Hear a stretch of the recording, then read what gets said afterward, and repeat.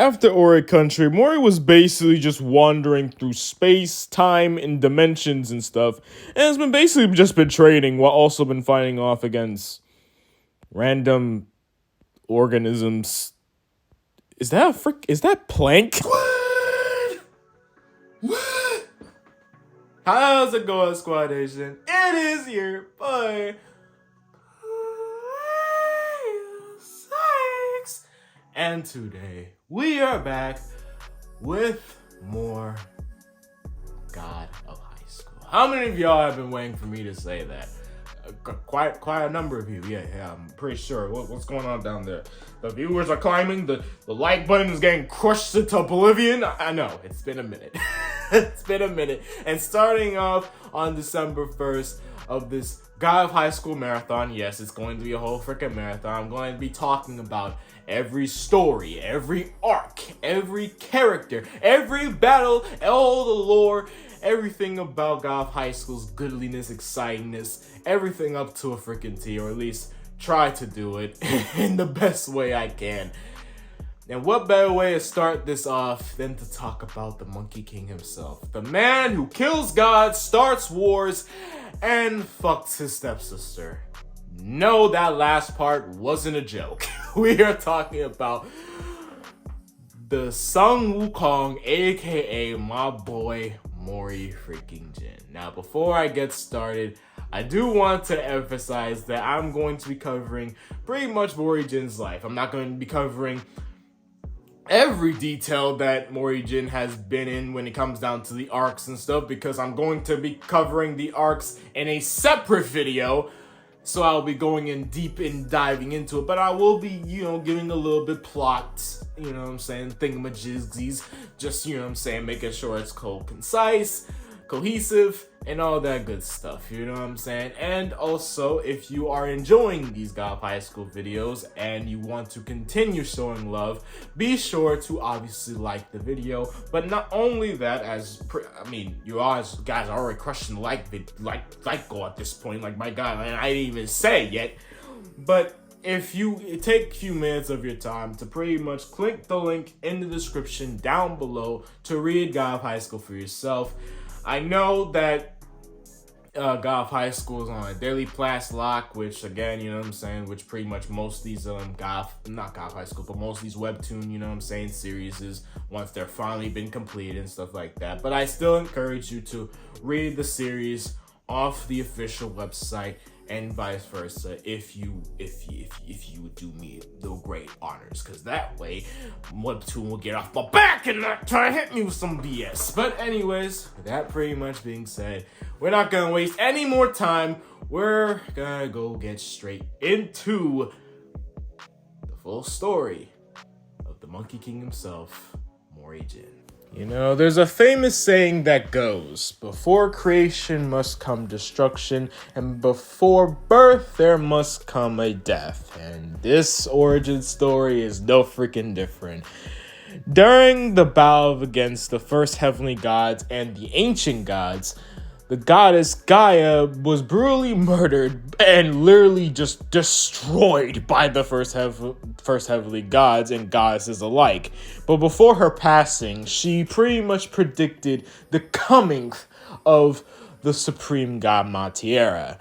More on that in a little bit. Gaia's body rotted away until there was basically nothing left, except a giant egg-shaped rock emerged. And with that came the birth of a monkey boy, and came the start of a legend, that being Sun Wukong. Under the watchful eye and tutelage of the ancient god Subhuti, Wukong within record time was able to learn everything that the ancient god was able to teach him for 17 years. It's insane considering the fact that Subhuti was only planning to teach the young lad only a year. But hey, I guess plans changed. But during Wukong's tutelage, he began to resent the gods high above, saying they didn't like anyone being above him. However, Subhuti told him not to get ahead of himself, as even the skills that Subhuti taught him was child's play compared to what the first Heavenly Realm gods can do. But that only fueled Wukong's fiery embers to challenge the gods of heaven and all of matrimony. And this pretty much planted the seeds that would lead into the first Heavenly Great War. During the war, Wukong, to say that this man's body count was in the millions to billions is a freaking goddamn understatement. However, even though that he was pretty much had under command of pretty much the entire monster and demon army and his own people, which was the monkeys, Wukong was not an effective leader at all, which kind of led to his ultimate downfall in the end. In reality, he was just pretty much a bloodthirsty, rampaging monster that pretty much was killing everything on goddamn sight. But as I said earlier, Wukong would eventually lose the first Heavenly Great War and was about ready to die if it had been for Subahutu, who pretty much staved the hand off of Buddha and the rest of the gods, basically convincing them that Wukong, even though he was an unhinged freaking monkey, he had and pretty much is a valuable asset. And Wukong would pretty much prove his valuableness by being bodyguard of Princess Su Jiang, who was none other than one of the prophets. Now, the prophets are basically pretty much the descendants of Gaia, who pretty much, through prophecy, was supposed to pretty much sacrifice themselves for the almighty God, that being whoever it could have been, and pretty much give in to the unification between God and humankind, and bring untold perfect balance across the entire universe, and bring the new Son of Man and a new wind with him, and pretty much, you know what I'm saying, all that good stuff. Going back to Su Jiang, who was one of the prophets, as I just mentioned, in order to pretty much prove that she is the true prophet, Buddha, aka Tathagata, and Jade Emperor basically tasked her to pretty much go on a journey to India. But knowing that this journey could pretty much be a harrowing journey, where she could pretty much need some muscle, she enlists the help of the great Monkey King, Sun Wukong. Even though that the man was pretty much reluctant, my man pretty much agreed to, just so he could get the heck out of this goddamn massive rock he's been imprisoned for damn near over centuries at this point. If you thought that being trapped under a rock for centuries would have done Wukong some good in terms of personality, it didn't. He was still a bloodthirsty murderer and killer, willing to do whatever it was necessary to get stronger. Heck, even more so now, as he wanted to get strong enough to beat Tathagata. As, if you guys didn't know in the lore, it was Tathagata, aka the Buddha, that actually put the hurting and actually beat Wukong. It wasn't any other gods, it was actually Buddha himself who actually pretty much put the final nail in the coffin for our dear Monkey King. However, even though with a bloodthirsty monkey on the loose, obviously the gods had to try to keep Wukong in check. His Monkey King headband that he wears pretty much serves as two things, as a limiter as well as a control mechanism. A control mechanism because, obviously, we can't let an unhinged Monkey King bloodthirsty killer on the frickin' loose, that would be crazy, and two, it also serves as a limiter to his power cap, as I said before, Wukong at this point in time was pretty much unhinged. His power was pretty much all over the place. Again, it took literally Buddha to stop him. Literally Buddha. So there you go. That pretty much it. And throughout the journey between both him and Su Jiang, at first, it looked as though that Su Jiang was trying to change our bloodthirsty Monkey King, who, again, wasn't really feeling her at first. However, over time, Su Cheng's positive influence kind of rubbed off on our cold-hearted Monkey King. Heck, he even went on ahead to even spare his enemies, which is something that Wukong never did before he met Su Cheng. And over time, he also grew romantic feelings for the beautiful prophet, even going on ahead and asking her out on a date. To which she pretty much told him that she will answer his question after they pass the final trial and reaching India, to which the great Tathagata aka Buddha was waiting for them to commence the final trial. The final trial being Princess Su Jing pretty much being sacrificed to becoming one with Tathagata. However, during this process, Su Jing actually declines in being the offering, as she realizes that throughout this entire trip with Wukong, she realizes that true paradise is built on everyone's happiness, not because of someone else's sacrifice.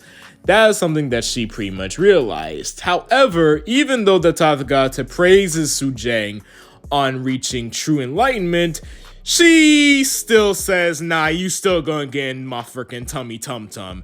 And he also still promises that he's going to literally eradicate the entirety of humanity and pretty much tear apart freaking Wukong in the process.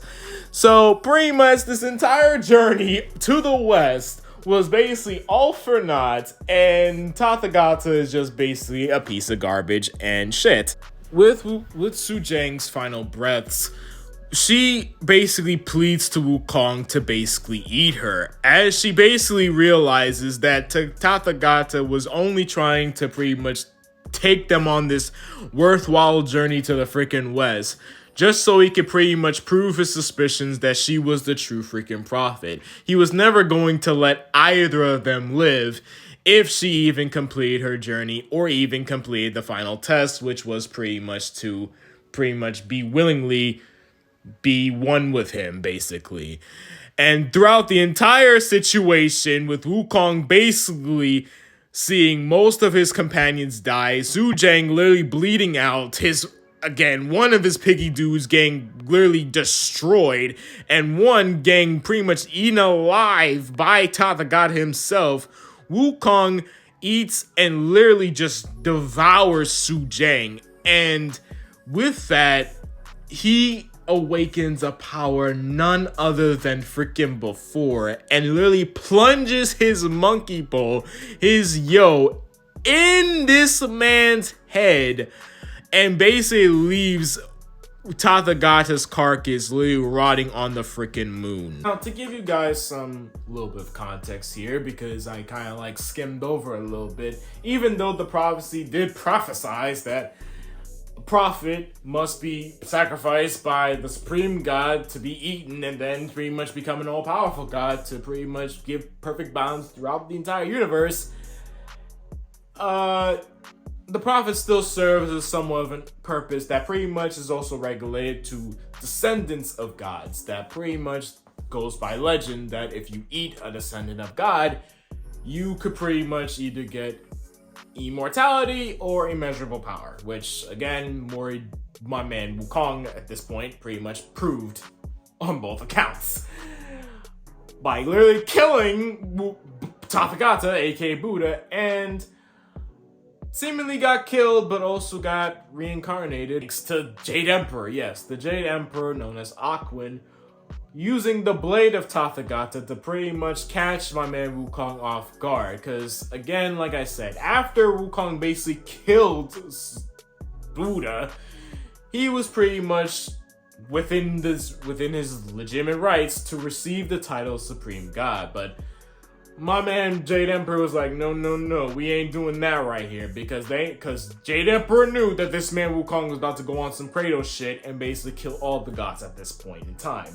So he decides to pretty much use the blade of Tathagata that pretty much cuts through everything and basically leave this man, my man Wukong, basically for dead. And we fast forward a little bit to my man Wukong's resurrection, but also reincarnation process. Centuries later on Mount Bakudu. where a military operation would commence, known as Operation Gilgamesh, that would pretty much be absolute go to shit. Again, during Operation Gilgamesh, a South Korean team was tasked to pretty much investigate a powerful energy source that pretty much was basically Wukong, or basically Wukong's fur. And one operative, known as Jin, basically relied the challenge in challenging this cray-ass monkey. And an ultimate battle ensued, with Jin somewhat getting the upper hand on this said monkey. After the battle, Jin realized he lost all of his goddamn squad, and realizing most of his people pretty much betrayed him, realizing that this whole operation was a goddamn setup and a trap from the freaking goddamn get-go. Jin leaves, but not before he gets gifted by Wukong's fur, the child of the reincarnation of Wukong himself, and then finally disappearing, acknowledging that Jin is more suitable to care for the child than his supposed fur. Jin would then be branded as a war criminal and public enemy number one, a menace to freaking society and throughout his entire freaking country. And he pretty much even go on ahead and even threaten his superiors that he doesn't even care if he's public enemy number freaking one, so long as that his own men and their families are pretty much, you know what I'm saying, living well and good and being taken good care of. If they aren't, then my man will give them more reason to call him a menace to freaking goddamn society. Obviously, because of his infamous reputation of being the most wanted, Jin had to go up against the six most powerful warriors that has graced God's green earth.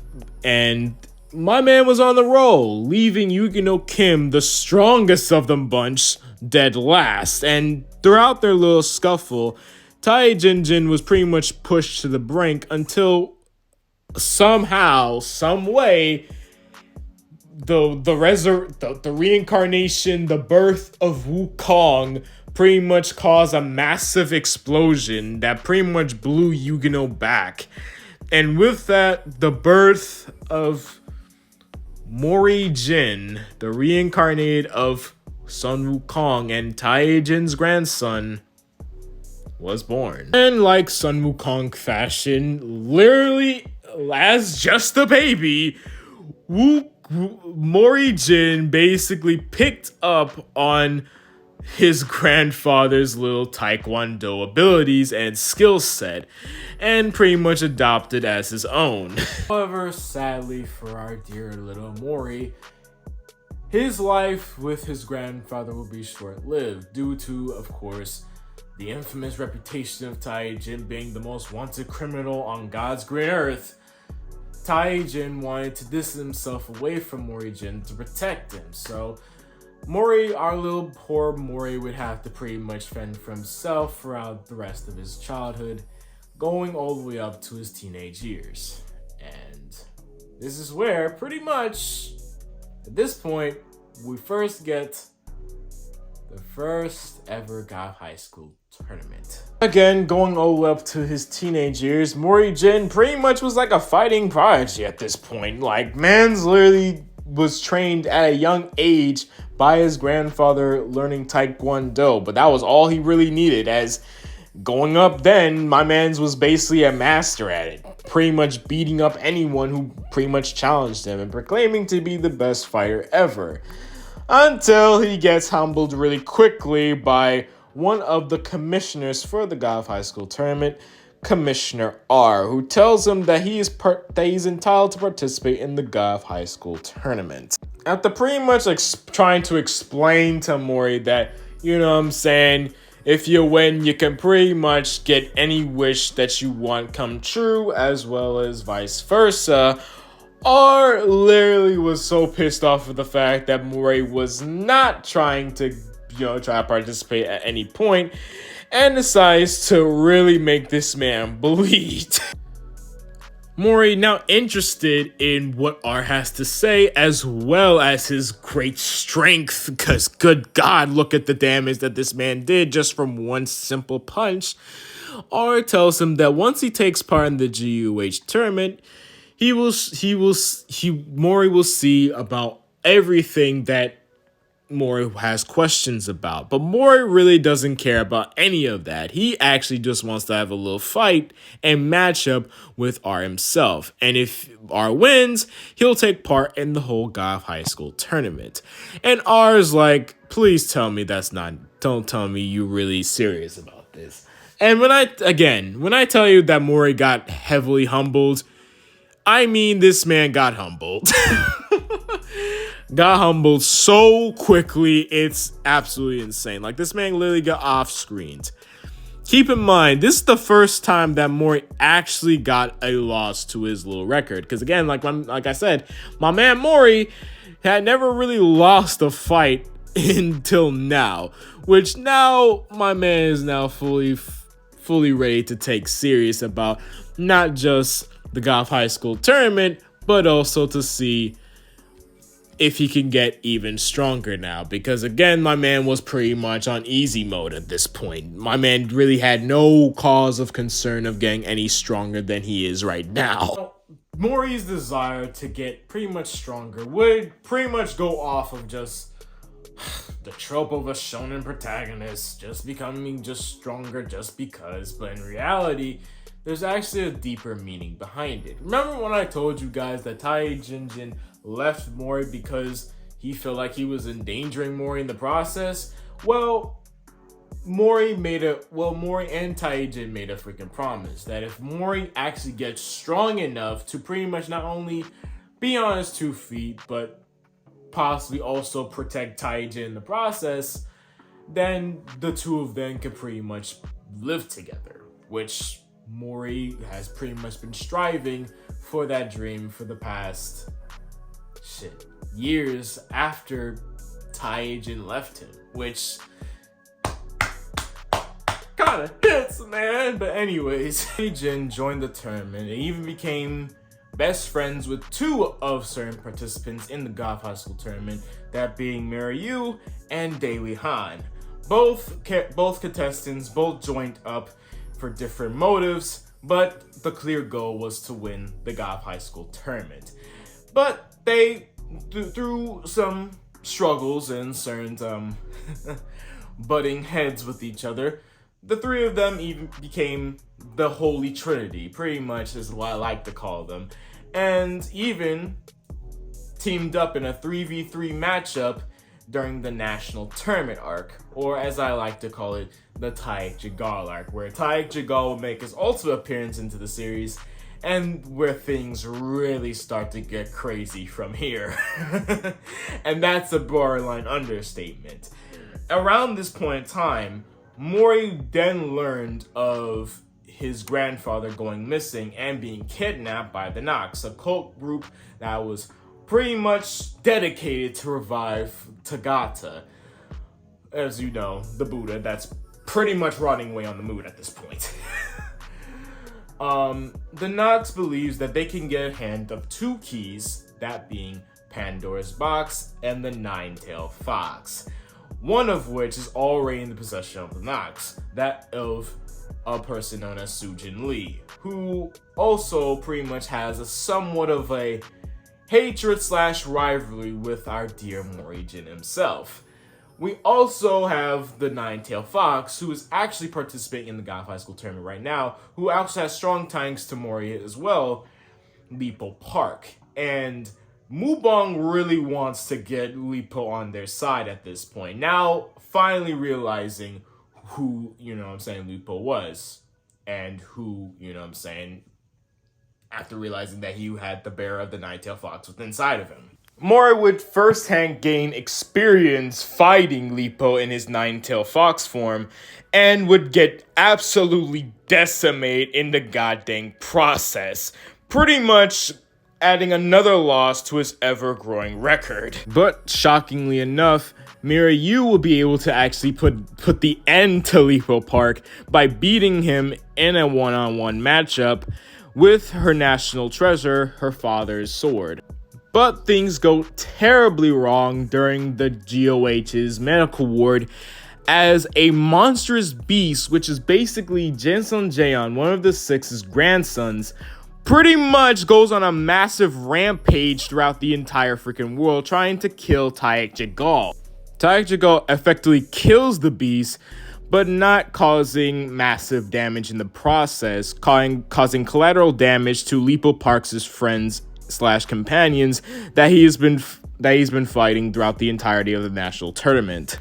Jinsun Jaeon wants justice for his grandson, but my man Mujin Park tells him that he will not be able to do that until the GOH matches are freaking over, which will be done in a month's time. But Jinsun Jaeon says, F that, I'll give you 2 weeks. Afterwards, permissions be hanged, he'll launch entire meteorites on the whole GOH tournament stadium. Race against time begins with pretty much wrapping up the entire GOH tournament by having Lipo Park and Taek Jagal facing off against each other 1v1 style matchup, which Lipo looks to have defeated Taek Jagal, but in actuality, he pretty much got up and said, F the rules, I want vengeance and vengeance will be mine. And in the process of that, pretty much actually rips the key right out of Lipo, which is basically his nine-tailed fox, and pretty much grabs it for himself. Then pretty much all hell breaks loose with the Nox pretty much invading the GOH tournament, and pretty much a whole all-out war just breaks out. During all of this craziness, Mori Jin faces off against Taek Jagal for the chance to grab the key, which is the nine-tailed fox. However, Taek Jagal pretty much holds nothing back and pretty much presumes to pretty much exhume his borrowed power, or Charyuk. I never really got too informed or give you guys context on what borrowed power is throughout this entire situation, but I'll make a separate video on that in a little bit. Just know that borrowed power pretty much is like a stand-in from JoJo's Bizarre Adventures, or a persona from the Persona series, which pretty much characters can pretty much summon their own I guess you can say beings from another world. In this case, gods and pretty much ancient creatures that existed not too long ago. Meanwhile, on the other side of things, Jinsun Jaeon, one of the members of the Six, uses the power of meteorite and using one of the United States' missiles to pretty much launch a hurling powerful blast that will pretty much decimate the entirety of freaking Korea. But don't worry, all the citizens were transported literally to another island somewhere off the coast, where pretty much they would all pretty much be safely, alive and well. But sadly, Taek Jagal will be able to get his hands on the Nine-Tailed Fox's key and actually absorbed it into his own body, pretty much ascending into the realm of freaking gods at this point. But he is somewhat incomplete, as he still isn't really recognized by the rest of other beings, such as astral beings such as the Niflheim or angeloids in the freaking sky. Because of this, all hell pretty much breaks loose, and Taek Jagal is pretty much destroying everything at this point. Daewee Han, while bunch of freaking arrows are pretty much launched all over the place, Daewee pretty much tries to sacrifice himself, Neji style, to save Mori and Mira. But it is during this moment in time that Mori's memories pretty much is recovered, and the rebirth of Sun Wukong emerges through Mori's psyche, summoning his whole monkey pole, his yo, from the damn moon, and pretty much recollects some of his memories back. His newfound Monkey King powers, or should I say reclaimed Monkey King powers, Mori is able to decimate Taek Jagal and pretty much destroy him.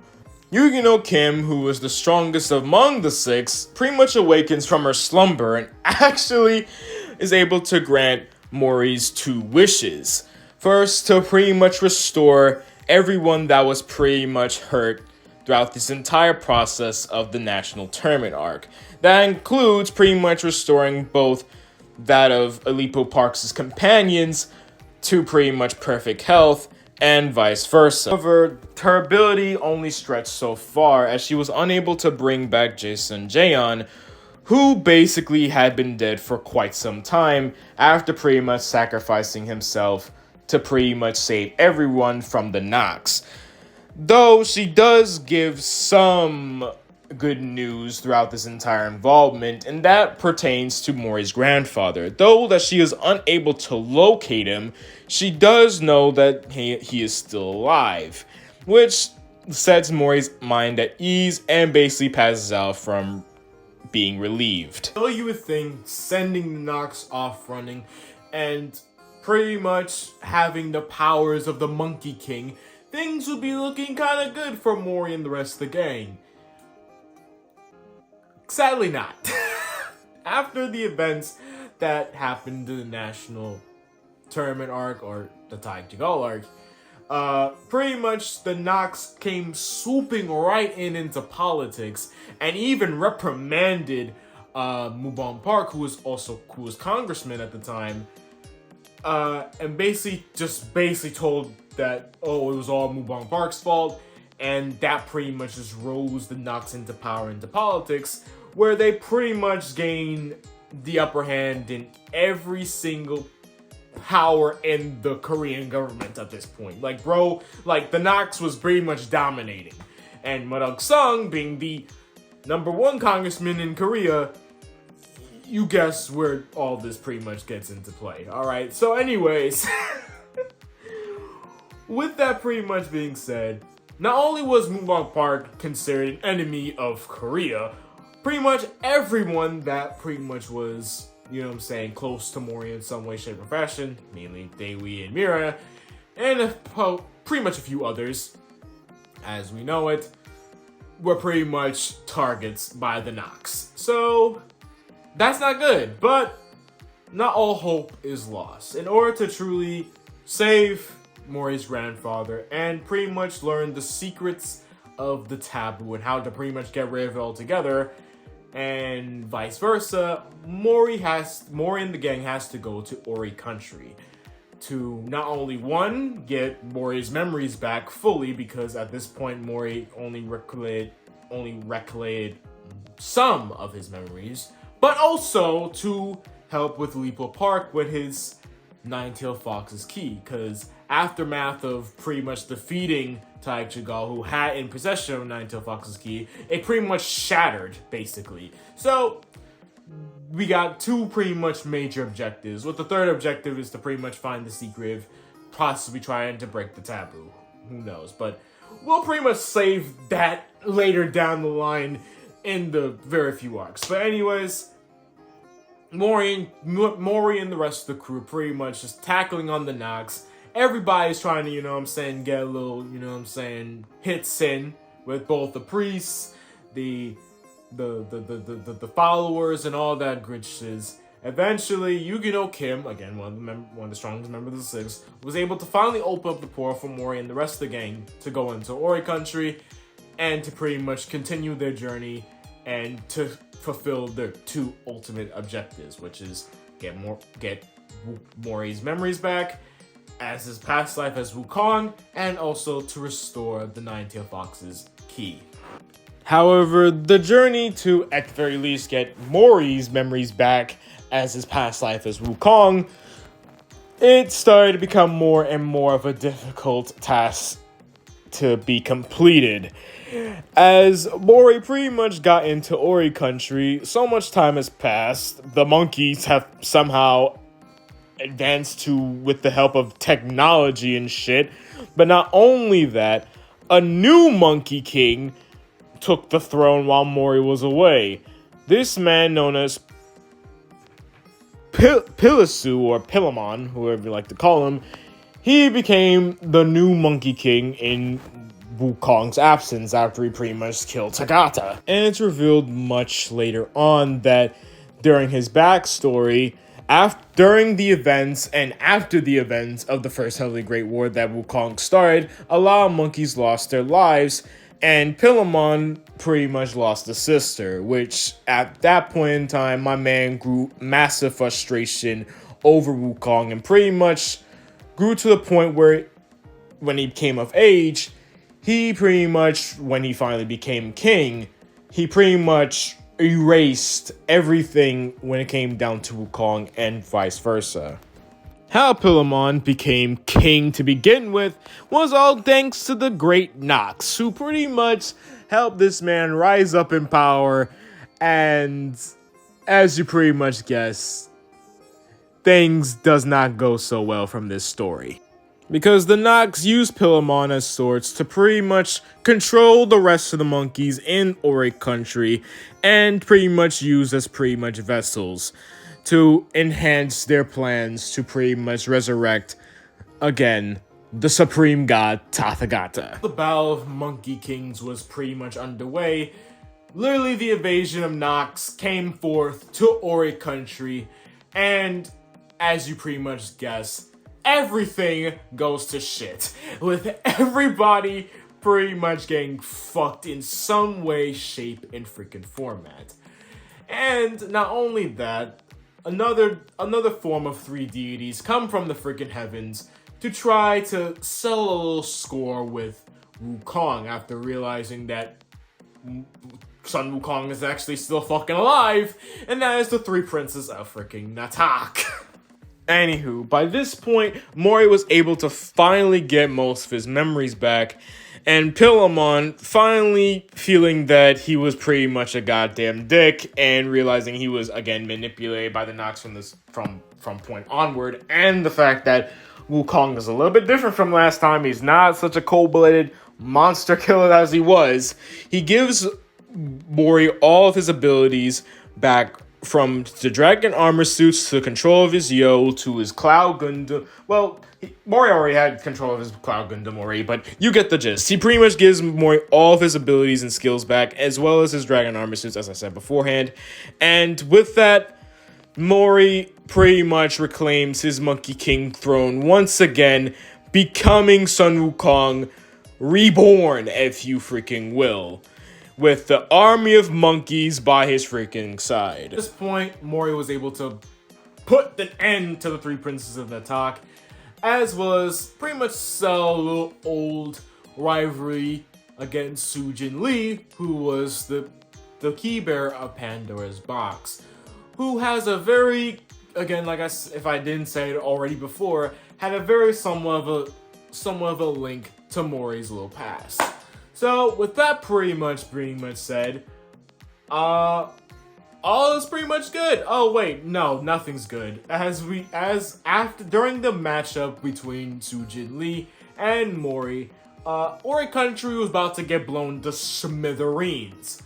Mori had a clone on backup who will be known as Mori Huey, and pretty much got all of his companions back to freaking goddamn Earth, while Mori was able to settle his differences with Sujin. After he settled his differences with Sujin, Mori was able to get Sujin out of harm's way by getting her to the portal back to Earth, leaving Mori in the explosion of Ori country. But Mori's still alive at the end of the dang day. I mean, come on, this is the freaking Monkey King who has immortality on his kit, so of course this man still breathes. After Oric country, Mori was basically just wandering through space, time, and dimensions and stuff, and has been trading while also been fighting off against random organisms. Is that Plank? Mori's journey back to Earth would be pretty much challenging, but not as challenging or as harrowing what is going on back on Earth. And back on Earth, things pretty much goes to freaking shit show, with the J Emperor pretty much moving in with his plan, and even the whole freaking entirety of freaking Nox. Actually, fuck the Nox, Commissioner R pretty much puts his ultimate plan into play. Yeah, the fox-eyed guy with blonde hair, yeah, that man pretty much quadruples everybody, pulls a whole revolver ocelot out of his ass, and basically just plays them all like a damn fiddle, enacts Ragnarok, and pretty much having the gods to freaking invade goddamn Earth. Mori hears about pretty much damn near every terrible thing you can pretty much imagine, with not only Dewi dying in the process, but Mira disappearing with Commissioner R, trying to greater power as well as a way to bring Dewi back. So to pretty much sum it up for you, Mori was already in a pissed off mood, so when bro got back to Earth, you can guess how pissed off this man did and how much of a bloody crusade this man enacted against the freaking goddamn gods. But not all was bad. When he came back to Earth, even though he was slaughtering gods left and freaking right, Dewi was alive, thank God. Literally, Aquan, the Jade Emperor, gave his life for Dewi, making Dewi become the new Jade Emperor in the process of that. But, again, I'm getting ahead of myself. Anyways, Mori destroys the gods, sends them freaking packing. He also defeats Commissioner R, but Commissioner R kind of pretty much gets his way in the end. He pretty much destroys the taboo off the humans, thus, you know, letting humans be able to use borrowed power, aka Charyak, and pretty much trying to possibly surpass the gods. So, plus. And he also gets backstabbed by Madang Sung, but we ain't gonna talk about that. So, pretty much the day saved, and not only that, good news for Mori is that since now he is pretty much at a state where bro is literally a supreme god now, he got his supreme god powers back after he broke the limiter after fighting off against his fanboy 666 Satan. Man, Mori gets to achieve his dream to finally live with his grandfather. And have that dream stolen away by Mubong Park after this man literally decides to pull a petty bullshit bitch ass move by backstabbing this man in the back and using the Holy Grail of Vatican, which is a powerful chalice that pretty much seals any god's power. But since Mori's also half demon and somewhat human, but the demon part is still there, bro's about to be literally erased from existence. Taijin saves him, but Mori pretty much leaves with pretty much most of his power being sucked away by the Holy Grail of freaking Vatican. So bro has to start back from square one. But that's not the worst of it. No, the worst of it comes in the form of basically Mori pretty much not being able to control anything, and bro is just real with guilt, not able to save his grandfather, and all the events that led up to Ragnarok even coming to pass. Mori just going through it wants to pretty much end his own freaking existence, but seeing a little girl pretty much fighting for her freaking life, Mori decides to pretty much live with the little girl. He pretty much reduces his age back to being a little freaking toddler and pretty much adopts this girl as his supposed younger sister. And fast forward 17 years later, Mubon Park becomes world goddamn president, having the world by the freaking balls, and Mori Jin goes by Mori Dan now, and pretty much tries to help his sister Ayeon Dan to pretty much, you know what I'm saying, get some bills paid, medical expenses and stuff like that, considering the fact that he is partially to blame since Shai got leg cancer now. But Mori does get himself back into the game after a carbon copy of him, known as Mori Jung, basically literally obliterates Ion in the process. And bro literally just destroys his freaking carbon copy with literal freaking ease. Even though this man is weakened thanks to the Holy Grail of Vatican, this dude, Mori, is a beast. Before Mori can pretty much exact his revenge on Mubong after pretty much taking everything away from him, literally, Mori has to pretty much take care of the piece of family that he got right now, and that's Ayeon, who's literally progressively getting worse thanks to being obliterated by Mori Jung. Her leg cancer is now literally at the final stages, and Shawty needs medical attention now, and the only way she's able to get it is using an advanced nanomachines that Mubon Park had created that pretty much cures everything. I mean, damn right, everything. So Mori needs that, so he enters into the new era the new gen of the God of High School tournament, where pretty much everyone could just use borrow power at this point. Literally, it's like everybody and their mama can use borrow power. Thank you, R, for doing all that for us.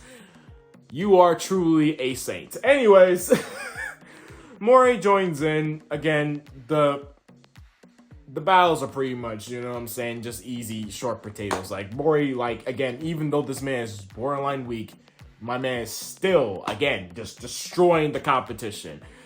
But Mori has to pretty much hide his power at some point because man doesn't want to give his identity away to Mubong Park. Sadly, though, his identity's blown anyways, and but he does get some sweet revenge on Mubong, punching this man, decking him in the freaking schnogs, and stuff like that. And in the process of this, Mori was able to find his dragon armor suits and adopt a new student known as Dean, who pretty much predicts the future. That's the best way I can summarize it. But yeah. But in the process of pretty much doing all of that, and throughout the entirety of the new era tournament, where Mori was able to get the nano machines, he starts a fucking war. Again.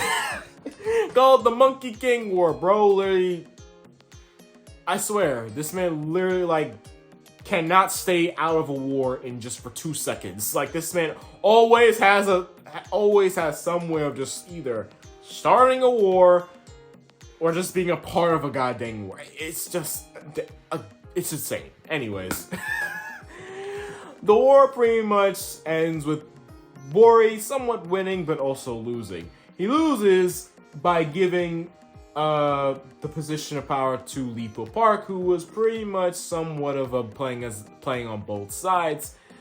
And he also pretty much wins with Lipo pretty much being on the side of Mori, pretty much clearing up all the mess, and vice versa. And then we fast forward our way towards the revival of the Supreme God. Yes, you heard that correctly. Even though that Mori basically killed this man Tathagata centuries ago, this man is literally on the status of being revived completely. But in order to speed up the revival process, Tagatha needs help from both Manung Song and Mubong Park. Mori, realizing that two of the most hated people that he hates more than anything are pretty much about to team up against the Team Up, pretty much cause this man more hell and more turmoil, Mori ain't having any of that shit. And bro tries his best to stop Mubong from trying to revive the Supreme freaking God. The plan goes completely sideways. The Supreme God is not only revived, but Mubong Park becomes the Supreme God in the process of that.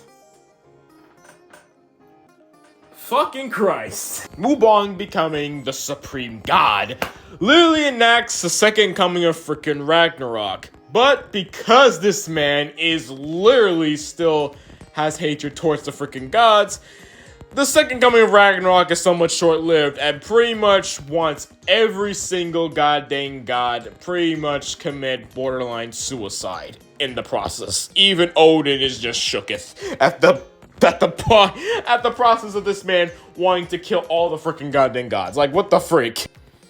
Mori, at this point, who pretty much is at the level to where he once was back at freaking goddamn Ragnarok, tries to put an end to Mubong, and I literally mean this, literally throwing everything at this man with Gundam, all of his skills and abilities down to the freaking everything. But this man Mubong is just, he is just him, apparently, and Mori is just unable to try to beat this man. All the gods, including 666, Odin, and pretty much everyone tries to jump Mubong, trying to stop him in every way, shape, and freaking format. But this man, Mubong, just obliterates every single one of them. So basically, everything is just not looking good for Mori, for everybody at this point. But not all is primarily lost at this point. No. Apparently, apparently, Bubong Park is not fully fused with Tagata. I don't know how much that gives encouragement, but sure. Mori realizing that the fusion is only halfway done or partly done, he knows that he needs to get stronger. Strong enough to beat Mubong where he's at with this freaking state. So he decides to get greater power. There was a plan with Lipo trying to somewhat restore the Holy Grail of Vatican again and try to unseal all the power that was taken from Mori during the events of Ragnarok. But that is like a shot in the dark, literally a pipe dream at this point. For Lipo has no idea how to freaking pretty much deal with the Holy Grail of Vatican. But all hope is not yet lost yet. Mori goes to find the Dragon King, who, fun fact, bro literally stole the monkey pole that Mori has. Yeah, bro literally stole that.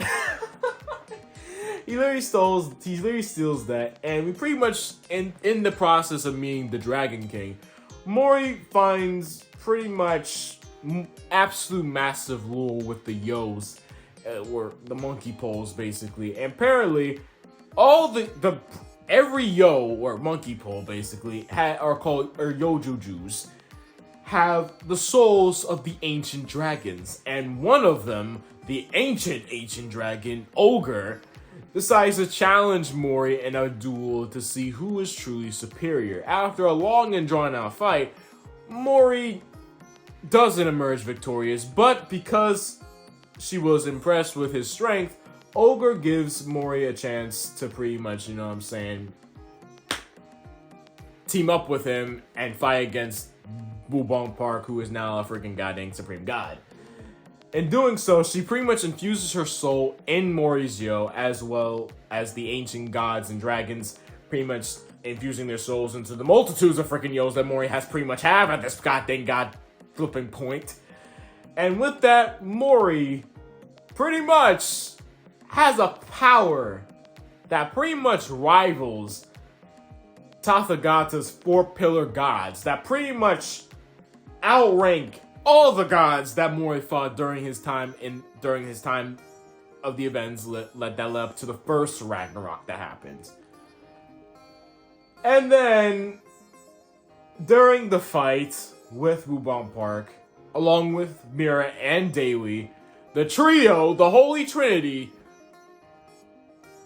Mori gets debuffed again. Honestly, Mori, at this point in time, is a runner-up with Sora of how many times this man has lost or got debuffed with his powers. Like, sure. Once again, things are not looking good for Mori and the gang, as pretty much everyone at this point is practically dead or is about to die at this point. Aion is about to literally sacrifice her life to save Mori's life, but Mori sacrificed himself, saying that he is not going to sit back and watch as someone else is literally killed right in freaking front of him. He does not want that to freaking happen. Mori then seemingly dies in the process, but as fate would have it, a miracle would pretty much happen. Mubong's daughter, Taijin Park, who was considered to be trash, the bottom of the freaking barrel, somehow, in some way, uses her own special power to not only bring back everyone that was killed, but literally restore Mori's power in the process, thus ascending Mori into the realm of Supreme God once again. Battle of Supreme Gods basically just rages on, with both Mori and Mubong not giving each other an edge. It's almost evenly matched at this point, with just how the amount of power, the amount of speed that both of them are pretty much doing. It pretty much breaks all laws of physics, all laws of space-time, and everything else in God's green freaking earth. Like, it is just insane. And the battle gets even crazier from there as Mori summons different versions of himself from different dimensions and different timelines. And bro, every last one of them just practically just jumps Mubong at this point. Last ditch do or die effort. Mori gets the power of pretty much everybody, everywhere at once, and is sent to a realm of freaking nirvana, and somehow is able to actually do damage and actually put an end to Mubong Park's rampage, and even restore the damage that their battle was pretty much dealing with. Like, this man, Mori, had achieved a realm that Mubong thought that he could achieve. Mori proved to everyone that he is indeed the god of prophecy that was foretold eons ago by Gaia herself. Mubong determined, I say, not wanting to give up, wanting to achieve the impossible, tries to put an end to Mori, but Mori finished Mubong off completely and tells him that for as long as I have known, that bloody old man truly created something special. Quote, pretty much referring to Jin, Mori Jin's grandfather. And in that moment, Mubong dies, disintegrates, before telling Mori to take care of his daughter. After the battle with Mubong, however, he is agreed with Sujang, but also agreed with a tough ultimatum. In order to truly attain beyond nirvana and to fulfill the ultimate prophecy of basically creating the ultimate balance in the universe, Mori would have to cut ties with the mortal plane and everyone that he pretty much knows and loves. But if Mori remains in the mortal world, bro will literally pretty much have the whole goddamn universe in turmoil because of the fact that even after Mubong had been defeated, the battle between the two of them was so freaking immense that there's still lingering like monsters and beings and even cracks in the universe that still isn't fixed yet. And it's a mess that, you know what I'm saying, one all-powerful god such as Mori needs to fix.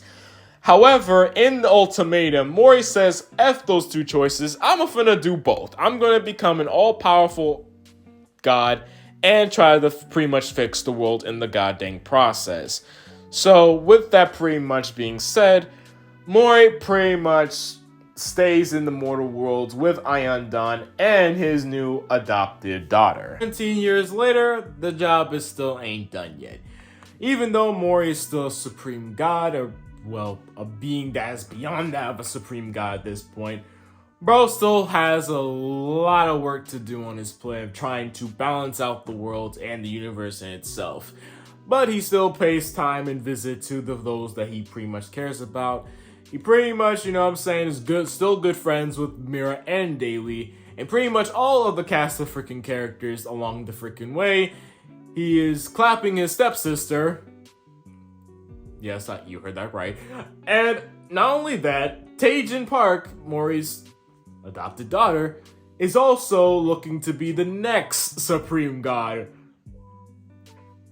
Literally next to Mori. Again, it's insane, it's crazy, but we do get somewhat of a freaking happy ending. So Mori pretty much sets off to the edges of the universe, trying to fix up the mess that was pretty much done, and that's pretty much it for Mori's full story in the God of High School. I know, there was a lot that I have said. I know there was some stuff I pretty much skipped over, or pretty much just glossed over just a little bit, but you guys know I am not in no way, shape, or form trying to make this video any longer than it needs to freaking be. And plus, like I said during the beginning of the video, I'm going to be covering all the arcs, most of the characters, and everything else with that in later videos. So I'm not trying to pretty much repeat on myself just in, you know what I'm saying, like, too much of a freaking hassle. But I truly do hope that you guys did enjoy the Mori Jin full story video that I have pretty much made a long time coming. I know this video did not come out on December 1st, but hey, it is what it is. But anyways, guys, that's pretty much it. I hope you guys did enjoy this video. If you did, please like this video, comment down below, share this video across social media if you can in the comments down below. Again, the God of High School marathon is still continuing. Let me know what you guys are very much waiting to see in this in this marathon. And don't forget to hit the subscribe if you're just new to my channel. This is Blair Slack signing out. And as always, thank you guys so much for watching. Peace!